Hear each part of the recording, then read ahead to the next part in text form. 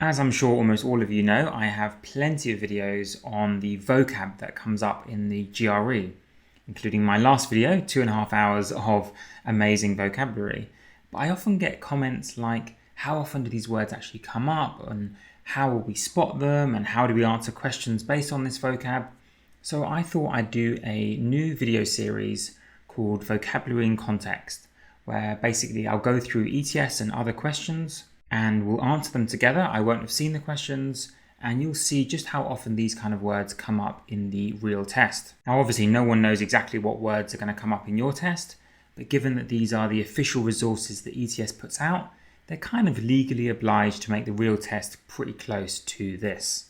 And I thought, for fun, why not start off with a hard set of questions? Because I know you guys love that.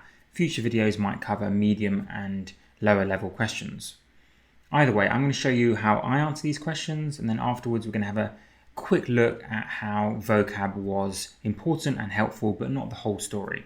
First off, we have a text completion question here, which I will show you in full, and I'm going to do it with you now. So the sentence is this: for some time now, blank has been presumed not to exist. Okay, something presumed not to exist.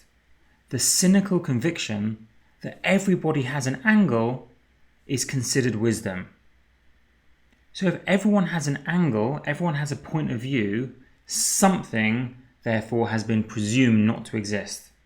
I can see pretty much already what it's going to be, and if you want, you can pause and think about this yourself. But I believe the answer is going to be D, disinterestedness. This is one of the words, well, disinterested, was one of the words that came up in one of my vocab videos, and I talked quite clearly about what that meant and how people get confused about that. And I'm sure at the time when you were listening to me, you were like, oh, Philip, he's just going on a rant, this word will never come up. But I have not planned this. I'm sure this is going to happen quite a lot in this video.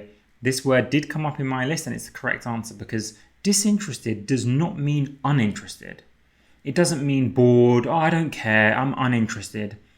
Disinterested means impartial, fair, without one perspective to the left or to the right, like a wise judge who doesn't have an angle.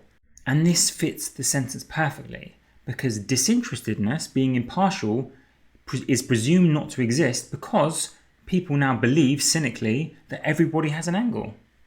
So it fits perfectly. There is clear evidence for that answer.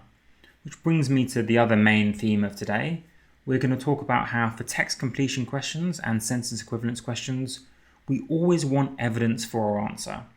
So for example, rationality, even if you're tempted by that answer and you know what it means, doesn't fit because there's no other synonym or antonym that really jumps out from the sentence that suggests that we're talking about being rational, being logical. Wisdom is not the same as being logical and mathematical and rational. Likewise, where's the evidence for flexibility? I don't see anything else that relates to being flexible. Diffident, do you know what that means?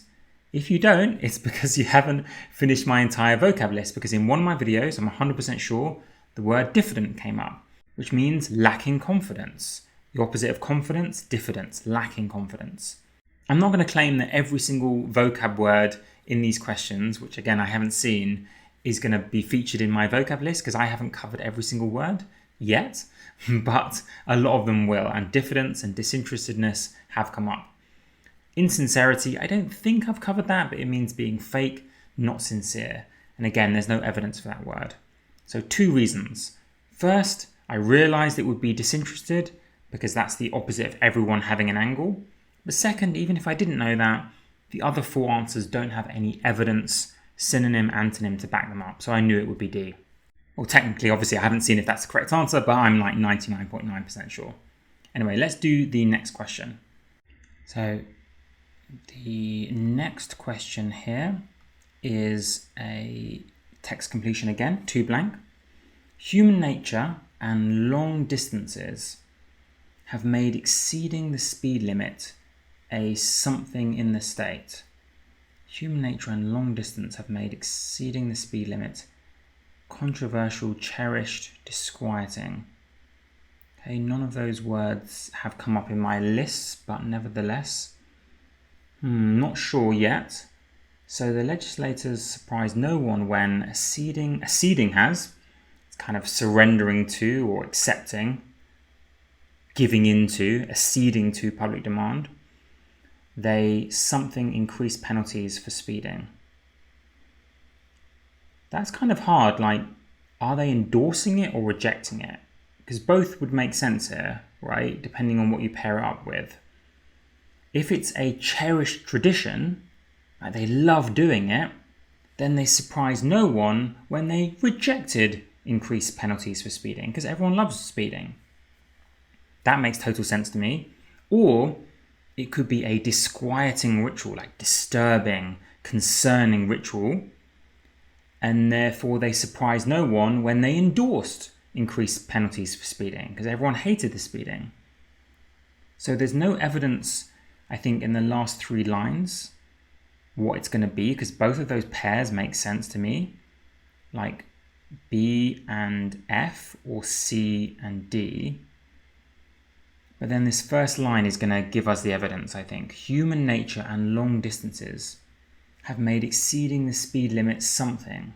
If I say to you, oh, it's just human nature, oh, and there are such long distances that we have to cover, I'm kind of hinting that I support speeding. Oh, it's human nature, long distances, that's going to make exceeding the speed limit inevitable. Of course we're going to do it, we can't avoid it. And so that's the kind of evidence that I think it's going to be B and F, right? It's going to be cherished tradition, and they rejected increased penalties for speeding because it's cherished and the public like it. That's what cherished means. It means supported and liked. And the only reason I got B and F rather than C and D is because the first line, that's my evidence. When you say human nature, long distances, you're kind of implying that it's natural, it's inevitable that people will exceed the speed limit. It wouldn't make sense to say it's human nature and long distances that make speeding disquieting, which means upsetting. That's not why speeding is upsetting and disquieting. It's because people crash. So it wouldn't make sense to say C in this context. That was a hard one, and it wasn't really vocab, but there was a little bit of vocab in there in terms of, I've talked about in my lists about exceeding, accepting, giving in to public demand. Whereas if you didn't know that word, you might think it means attacking public demand or rejecting public demand. So it helped a little bit there. Of course, knowing what cherished and disquieting means helped as well. Anyway, let's do the third one. I'm about 95% sure of that answer, but let's see at the end, I guess. Serling's account of his employer's reckless decision-making belies, exposes, overshadows the company's image as a something bureaucracy full of wary managers. So wary has come up in my list, and wary means cautious, like not willing to jump in. I'm wary, I don't know if I should do that. I'm kind of reluctant, I'm a bit scared, I'm wary, cautious. And if this person is saying that his employee is reckless, which is the opposite, reckless is someone who just does things without really being concerned at all, then I would say that this person is kind of exposing or belying the company's image as a bureaucracy full of wary managers. Is kind of showing that that's not true. So it could be A or B, not overshadows. As a something injudicious. Where's the evidence for that? We're not talking about being wise or judicious or not. Disorganized. Cautious. Cautious is perfect. In fact, it came down to knowing the word wary, right? How would I get this right if I didn't know wary? It's much harder.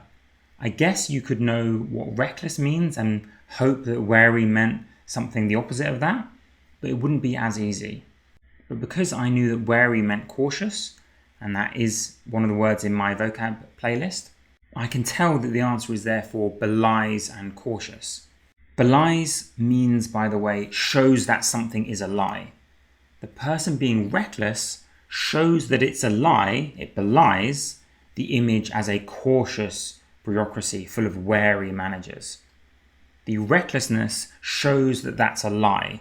It belies the company's image as a cautious bureaucracy, shows that that's a lie.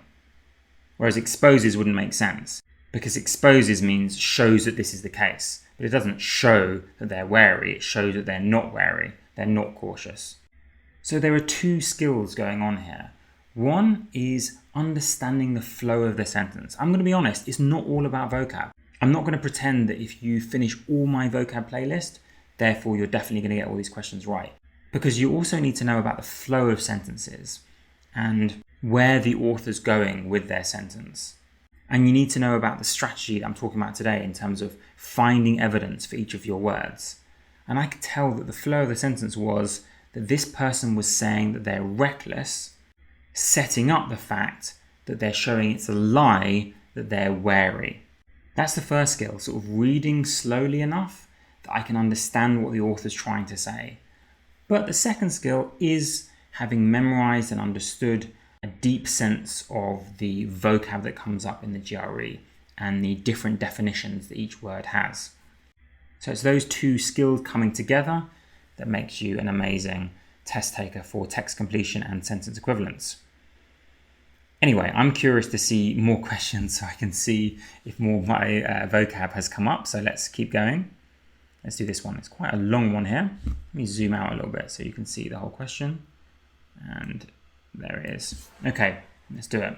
Again, as ever, you can pause and try it yourself. No other contemporary poet's work has such a well-earned reputation for something. It's got a reputation for something. And there are a few whose moral vision is so imperiously unsparing.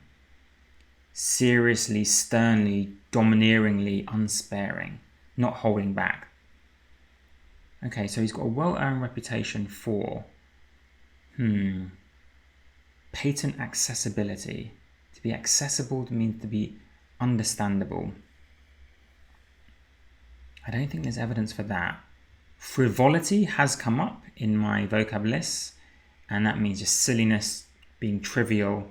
It doesn't sound like that. Being imperious, like imperial, and unsparing means not holding back. It doesn't sound like the guy's being frivolous. Near impenetrability, where we're talking about poetry, being impenetrable, being unaccessible. People can't really understand what's going on. C sounds the best, but I need to check with the rest of the sentences. Of late, however, the almost belligerent aggressive, came up in my vocab list, demands of his severe and forbidding. Okay, forbidding is another clue that we're talking about in being impenetrable, because forbidding means like intimidating, kind of scary. The writing almost forbids you from understanding it or getting into it. Doesn't allow you to do it. Okay, so confident is C, because forbidding fits with being impenetrable. But notice how the tone as well, understanding words like belligerent and severe, imperious, that helped me get this sense of a very serious, solemn person whose work is impenetrable, hard to access, not accessible, not A. Also, knowing frivolity meant being trivial and fun obviously rules out B. So I say vocab really helped me get the first blank there. Anyway, obviously I'm not being realistic with my timings here because I'm teaching you a lot, but I just wanted to show you the interplay between knowing vocab but also knowing the flow of sentences. Anyway, let's reread this because I've distracted us both. Of late, however, the almost belligerent demands have taken an improbable turn. Improbable means unexpected turn. What's this unexpected turn? This new collection is the poet's fourth book in 6 years, an ample output even for poets of a sunny disposition, let alone for one of such. So we're now going to describe the disposition, the outlook of this person. Which one of these three fits best with this serious person? Well, in my vocab list, I'm going to keep boasting throughout this video, so get used to it. Austerity came up, and I talked about being austere means being serious and solemn and severe, which fits with severe up here. So there's evidence that he's severe and austere. Intractable prolixity, impetuous prodigality. Now, I think all of those actually, not every single word, but each of those options has one word that I've covered in a vocab list. Penitential austerity. Penitential means seeking forgiveness. So yes, there is evidence for being severe. This poet is definitely severe, but being penitential, like seeking forgiveness, I'm not sure if that fits. Intractable, I've covered in a vocab list, and it means stubborn, obdurate, obstinate, not changing. And prolixity means using loads and loads of words, being long and drawn out. Impetuous prodigality, I think both of those words have come up in my list. Impetuous is like impatient, impish. Prodigality is wasteful, being wasteful. And I don't think there's any evidence that this poet is wasteful. So I'm going to rule out F. So I'm not sure. So let's find out from the last sentence. Yet for all his newfound something, his poetry is as thorny as ever. Taciturnity means not saying very much. That has come up in my vocab list, but that wouldn't really fit because the guy's done 4 books in 6 years. So it's an ample output. He's said a lot. Volubility, that fits. Volubility, creating a lot of volume. So this guy's written a lot. Meaning, I think E is correct because prolixity is, again, writing a lot, saying a lot, being overly wordy. Okay, that's really hard. Pellucidity, by the way, or pellucidity, I should say, we can eliminate because that did come up in my economist list and it means clearness, which is not what this guy's famous for. This guy is famous for forbidding work that's impenetrable, not pellucid. So we can eliminate that. Also, it says his poetry is as thorny as ever, meaning hard as ever. So it's not pellucid. So I'm going to go with C and E and H. That was a really hard one, I admit. That was a 170 level question. If you're intimidated by that, if you found it forbidding and impenetrable, that question, I don't blame you. It was really hard, but I did still want to use it to highlight how, yes, vocab incredibly important, but understanding the text is also really important. Anyway, let's do another one here. In fact, rather than doing that, I'll do more of these kind of questions if people like it and find it useful. But I just wanted to end today on doing a sentence equivalence question or two because I wanted to cover that rather than just purely text completion. So we'll move on, but if you like this style of video where it's vocab in context, let me know in the comments and I will do plenty more. Okay, sentence equivalence, so we're looking for 2 words to finish off the sentence. Again, these are still hard level questions. I haven't seen them before. The government's implementation of a new code of ethics appeared intended to support the ruling party's standing. Okay, so they're trying to shore up the ruling party's standing with an increasingly something electorate. An increasingly aloof, placid, restive electorate, I don't know. At a time when the party is besieged, surrounded by charges that it trades favours for money. Well, if it's besieged by charges, by people saying that it trades favours for money, I doubt the electorate is going to be placid, calm, peaceful. I would say they're going to be restive, meaning restless, kind of angry, fractious, which would then fit with one other word. Can you spot it? It would be skittish. Now, many of you would make the mistake of picking vociferous here, and that is one of the words featured in my vocab list. So if you've watched that, you'd know what it means. That means being loud, using your voice a lot. But is being loud, speaking a lot, using your voice a lot, the same as being restive, meaning restless, anxious, nervous, excited? No, it's not close enough. It's not synonyms. I know it doesn't have to be perfect synonyms, but that's too far apart. Even though you'd expect the electorate to be loud and noisy, there's no other word that fits with vociferous. So the definitions of these words are important, and knowing the subtle differences is important, which is why I've made so many vocab videos. Instead, I knew that restive and skittish are very close together. Skittish means just jumpy and kind of excited and not sitting down, restless, just like restive basically. Definitely not tranquil and placid, meaning peaceful, or aloof, meaning arrogant and detached.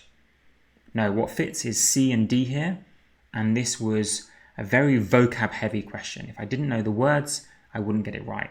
The actual sentence was fairly easy to understand. Of course, the electorate is going to be annoyed because they're trading favours for money, these government ruling party. That wasn't the hard bit. The context wasn't the hard bit. It was the vocab here was the big one. So I'm glad I got to this question. Let's do another one. And I will check the answers off screen and then let you know if I got any wrong. Anyway, let's do this one. Overlarge, uneven, and ultimately disappointing, doesn't sound good. The retrospective looking back exhibition seems too much like special pleading for a forgotten painter of real but something talents. What do you think I'm going to say? A compliment or an insult? If I say, you've got real but something talents, I'm setting up an insult, aren't I? You've got genuine, real, but, limited or modest talents. The real contrasting with the but, the other word. So again, context fairly easy. Now it's going to come down to vocab. What's like an insulting word that doesn't say that they're completely rubbish, they have got real talent, but it's what? Well, the correct answers have appeared in my vocab list. And they are limited and circumscribed, because especially circumscribed is a word that a lot of people might not know, but it means it's got a border, it's got limits, it's got a circumference around it, it's not unlimited. And that fits with the sentence. Your talents are real, but they're limited. They're circumscribed. They're not limitless. And I've got plenty of evidence of that from the sentence, because, for example, they said, it's a bit too large, it's uneven. It didn't say terrible and meritless and awful. No, it's not going that far. It's saying they've got real talent, but just maybe a bit too much, a bit too large, over large, and not even, not balanced enough. It's uneven. So not completely castigating the person. It's saying you've got real talent, but it's limited, it's circumscribed. Now the other words don't actually fit. Partial means biased. And while biased does have some evidence, because there's special pleading, that could kind of mean biased, there's no other word that means biased here, so you can't pick partial. Undiscovered and hidden fit, but there's no evidence this person is undiscovered, so they're out. And prosaic means boring, no evidence for boring. Let's do one more, and then we have made our point, I think. But again, please do let me know in the comments if this is helpful at all. Newspapers report that the former executive has been trying to keep a low profile since his something exit from the company. Well, if you're trying to keep a low profile, trying to not be seen by people, you probably didn't have a glorious exit from the company. You probably had a bad one. It's not going to be celebrated or fortuitous, good fortune. Why would you keep a low profile and kind of hide away? No, the exit was probably something bad. And there are two words there, one of which has featured in my vocab lists, and they are indecorous and unseemly. Indecorous, I talked about, means without decorum, so without appropriateness, so behaving inappropriately maybe, behaving in an improper manner. Same thing with unseemly.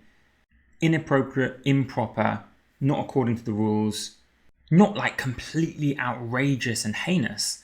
No, just, ooh, that wasn't appropriate, that wasn't nice. You should keep a low profile. And those two words fit, and I do think that was very much a vocab style question. Context was fairly easy to understand. The guy wants to stay hidden, low profile. That wasn't hard to understand. It was knowing what words to pick here. Nothing about being mysterious or long awaited. People wait for a long time to find out something. Definitely not celebrated and fortuitous. Perfect two words are indecorous and unseemly. So to sum up my message from this video, it is, yes, a bit of marketing from my vocab playlist. Do check it out. I think I've got over 60 videos now, maybe 2,000, 3,000 words for you to learn, many of which came up in this series of ETS official questions. But yes, also to emphasize that practice makes perfect. You have to cover lots and lots of questions to understand how they'll use the vocab in context. And you've got to read slowly enough that you can sense where the author is going and what they're trying to say. Hope you enjoyed. And actually, let me quickly check the answers and come back to you and let you know if I got any of them wrong. So interestingly, it turns out I got them all right, aside from this one, where if you remember, I picked being impenetrable, which was right. And then I picked intractable prolixity. And then I picked volubility, which was also right, volubility. But it was this middle blank that I got wrong. And I think I know why. So I did say that being austere fitted in with the sentence because of the word severe, and there was evidence. But I said there's no evidence for penitential, being sort of moral and seeking forgiveness. But there was earlier on where it said the person had moral vision and being unsparing, so applying morals everywhere. So there was evidence for D. And also it would contrast with a sunny disposition, which I kind of ignored when I was answering the question. I just focused on being ample, and I'll get to that in a second. And I ignored the fact that they were contrasting people with a sunny, pleasant, happy outlook with someone who was severe, asking forgiveness and being austere. So I deserve to get that one wrong. Now, in my defense, I thought prolixity, like being long-winded, saying too much, I thought that fitted well with being ample and ample output, but actually they're not quite the same thing. Prolixity, you're kind of insulting someone. You're saying you're using too many words.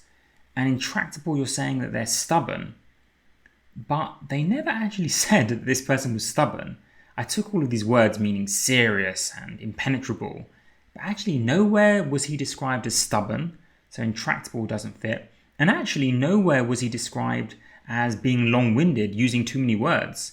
It just says that he's done 4 books in 6 years. So I deserve to get that one wrong. It was D and it wasn't E. And hopefully you can learn the lesson from me that you always need evidence for what you're saying. And I didn't actually have evidence. I thought I did, but I didn't have evidence for E, but there is evidence for D. Otherwise, all the other ones I got right. So even 340 tutors can make mistakes. Either way, hope this was helpful. Do let me know.